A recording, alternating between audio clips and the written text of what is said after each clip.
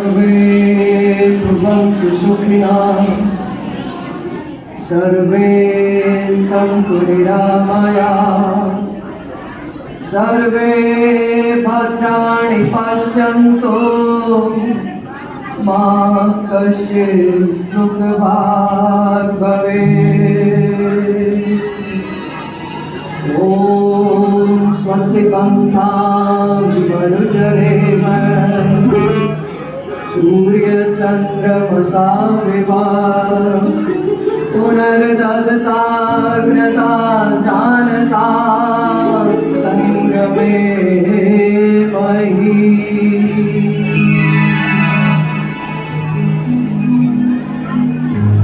परम आदरणीय आज के मुख्य अतिथि माता जी विमला जी, समस्त मातृशक्ति उपस्थित दिग्गजन, एक बार मेरे साथ मिलकर के कहते हैं माताएं शक्ति का स्रोत है, माता निर्माता होती।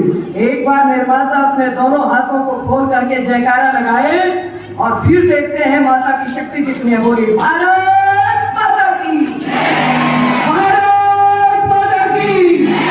दोनों हाथ उठाओ जरा, हाथों में बल है, ये भारत की नारी है। बोलो भारत माता की, वंदे वंदे।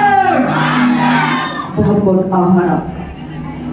मेरी प्रिय बहन पवित्रा जी अभी आपको भारतीय संस्कार और संस्कृति के विषय में बता रहे थे। बहनों, मैं बड़ी गहराई से, आपका समय तो ज्यादा चाहिए था लेकिन संकेत के हिसाब से मैं छोटा करती हूँ। आज का मेरा विषय भारत के संस्कार और संस्कृति ने जाने कितने ही रत्न दिए हैं। और माताओं, सृष्टि माता निर्माता भवती। Mother is an architect of her child. बच्चे की निर्माता उसकी माँ होती है। संस्कार, संस्कार शब्द बड़ा छोटा है। संस्कार क्या है? Teaching. These are the teaching of life। इनको संस्कार कहा जाता है। मेरी बहनों, मैं तुम्हारे तरीके से समझाती हूँ, जरा समझना, आपको समझ में आएगा। ये भारत की नारी, मेरी बहन कह रही थी कि हम साथ मिलकर के चलेंगे दो पहियों की तरह। ये भारत का इतिहास आप लोगों के मन मस्तिष्क में भारत की संस्कृति को, जिसमें अब माननीय यशस्वी और मैं कहूँ एक योगी प्रधानमंत्री लगे हुए हैं भारत की संस्कृति का पुनरुद्धार करने के लिए, उसी की इस कार्य में हम भी अपना थोड़ा सा भाग उसमें सहयोग कर रहे हैं। भारतीय संस्कृति को तोड़ मोड़ के पूरा प्रस्तुत कर दिया गया और हमने वैसा ही उसे मान लिया। मेरी बहनों, जरा ध्यान करो एक बार थोड़ा विवेक पे, क्योंकि मेरी आदरणीय बहन जी बता चुकी कि यहाँ टीचर्स हैं, लेक्चरर्स हैं और प्रोफेसर्स हैं और डॉक्टर्स हैं। आप सभी जरा ध्यान से सुनिएगा। मैं साइंटिफिक डॉक्यूमेंट्स लेकर के आई हूँ, बिना साइंटिफिक डॉक्यूमेंट्स के नहीं आई हूँ कि भारत के संस्कारों का क्या महत्व है और नोबेल अवार्डीज जो लोग हैं वो क्या कह रहे हैं। भारत में हमने, आपने नाम सुना, सबने सुना है, मैं वही किस्सा आपको सुनाती हूँ। हम कहते हैं राजा राम, माँ सीता। बहनों, जो हमें उल्टा पढ़ाया गया हम सब पढ़ गए। अच्छा, आप मुझे बताएंगे माता सीता का जन्म कैसे हुआ था? धरती से? क्या उनके बाद में धरती से कोई पैदा नहीं हुआ? अच्छा डॉक्टर साहिबा, अगर एक बच्चा धरती में छोटे से मटके में डाल दिया जाए और 2 घंटे रख दिया जाए तो क्या वो जिंदा बचेगा? नहीं। ये तुम सबके अंदर एक गलत भावना भरी गई हमारे इतिहास को तोड़ने मरोड़ने के लिए। सुनिए अब बात। माता सीता की माँ का नाम था सुनैना और बचपन में उनका नाम था धरणी। और धरणी को कहते हैं धरती, उसका पर्यायवाची है। कुछ लोगों ने पढ़ा और कह दिया कि धरणी से सीता पैदा हुई। धरणी यानी धरती, धरती से नहीं, माता सुनैना से सीता का जन्म हुआ था। और सीता और उर्मिला तो सगी बहनें थे।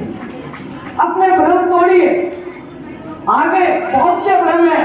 बोले एक ये जो प्रश्न हमसे पूछे जाते हैं ना, उनका उत्तर देना है।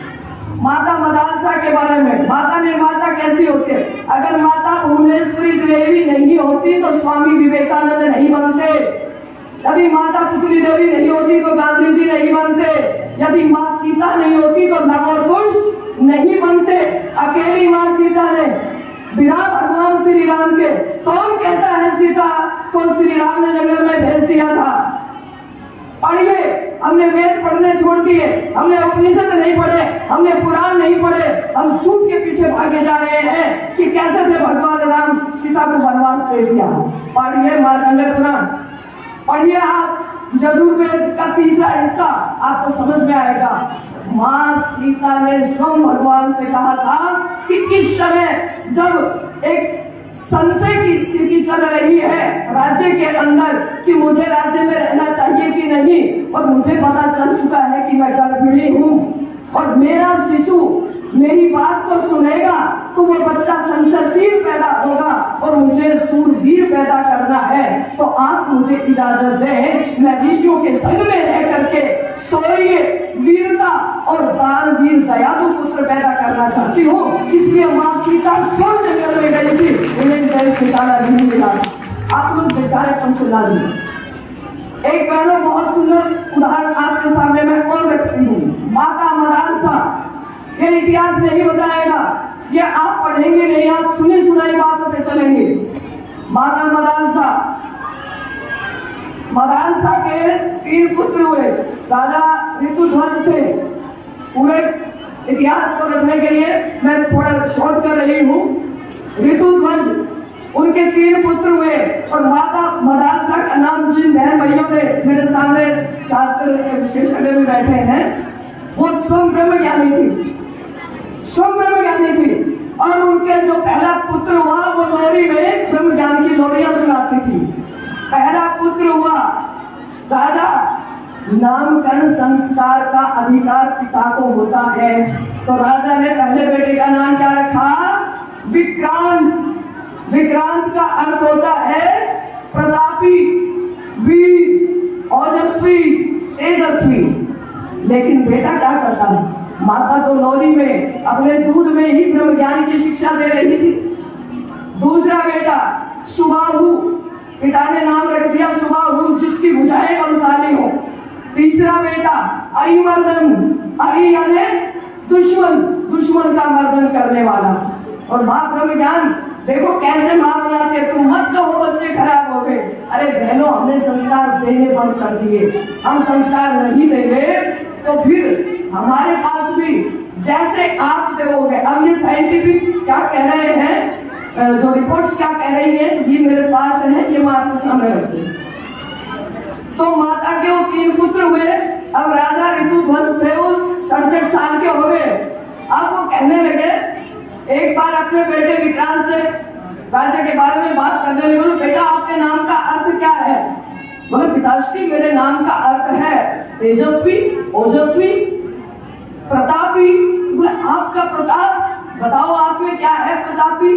बोले मुझमें प्रताप है, मैं प्रभु की संतान हूँ, मेरी 5 इंद्रियां और मन मेरे वश में है और वही वश में करने की चेष्टा मैं जीवन भर करूंगा। अब जब नाम रखा था तो रानी थोड़ी सी हंसी थी। अब राजा चुप हो गए।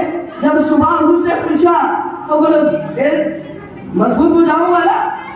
अब राजा तो फिर वही बात कि कुछ ना कुछ ऐसा बोलेगा कि राजा का बेटा तो राजा होना चाहिए, चक्रवर्ती सम्राट होना चाहिए। लेकिन तीनों पुत्रों ने अलग अलग बात करी। इसी प्रकार अरिमर्दन ने भी कहा कि मैं अपने मन में काम, क्रोध, मद, लोभ और ईर्ष्या जैसे शत्रु है ना, उनका मर्दन करूंगा। अब राजा हो गए परेशान और राजा ने क्या कहा, परेशान होकर के रानी के सामने कहा, रानी ये क्या है, मुझे मेरी उम्र इतनी हो गई है, अब मुझे मेरे राज्य को संभालने के लिए कोई राजा चाहिए। तो रानी बोली इतनी सी बात, ये तो काम मैं चुटकियों में कर दूंगी। और उन्होंने अपने घर को वैसा ही बनाया। अब उसने सूरवीरों की फोटो लगाई, तस्वीर लगाई, ऋषियों से वैसे ही व्याख्यान सुने, वैसे ही शास्त्र और वैसे ही ग्रंथ पढ़े और राजा को वैसे ही विचार, वीरों की चर्चा करने लगी। और बहनों, उन्होंने अरल्क नाम था उसका चौथा बेटा, जो चक्रवर्ती सम्राट बना, और चक्रवर्ती सम्राट बना करके राजा को दे दिया। ये होती है गर्भ में, जब माँ को भी नहीं पता होता। मेरी एक थोड़ी सी बात को सुनो बस, अभी मैं अपनी बात को विराम देती हूँ। पहला महीना जिसको हम कहते हैं, जब माँ को भी नहीं पता होता कि गर्भ ठहर गया है, तब भी बच्चा सुनने लग जाता है। ये साइंस कह रही है, मैं नहीं कह रही। गर्भाधान संस्कार, दूसरा जब बच्चा दूसरे तीसरे चौथे महीने में होता है तो ब्रेन पूरा, माँ उससे बातचीत कर सकती है, पिता और बाहर के लोग बातचीत कर सकते हैं, इसलिए पुंसवन संस्कार की महिलाएं थी। ऐसी ये हमारी माताएं वो हुई जिनको अपनी ऋषि परंपराओं का ज्ञान था, उनका आहार, उनका व्यवहार, उनका ज्ञान इतना था कि वो अपने बच्चे को जैसा चाहे वैसा बना दे, वो ज्ञानी बना दे, वो विज्ञानी बना दे, जैसा चाहे वैसा बना सकते थे। मैं आज इस मंच के माध्यम से, समय तो बहुत चाहिए, आप सबसे आग्रह करती हूँ, आपके घर घर में हम सब ये कोशिश कर रहे हैं कि संस्कार, आदरणीय मेरी बहन जी, इस एक हमारी समिति का, इसका नाम ही है जन कल्याण। मनुष्य के लिए हमें ऐसे जन पैदा करने हैं जो समाज को कल्याण की ओर ले जाए। स्वस्ति पंथा मनुष्य में हम सब कल्याण के मार्ग पर बढ़े, और आप सब इसके लिए संवाद कर सकते हैं कि भाई हम कैसे संस्कारों की ओर बढ़े। दोबारा समय मिलने पर आपसे फिर बात करेंगे। मैं आपसे पुनः आग्रह करती हूँ कि अपने बच्चों को, जैसे बहन बता रही थी, ना बेटी ना बेटा, दोनों को ही संस्कार के मार्ग पर हम गर्व से ले जा सकते हैं। हम ही निर्मात्री हैं, हम ही मातृशक्ति हैं। आप सभी को बहुत बहुत प्रणाम, वंदन। ओम।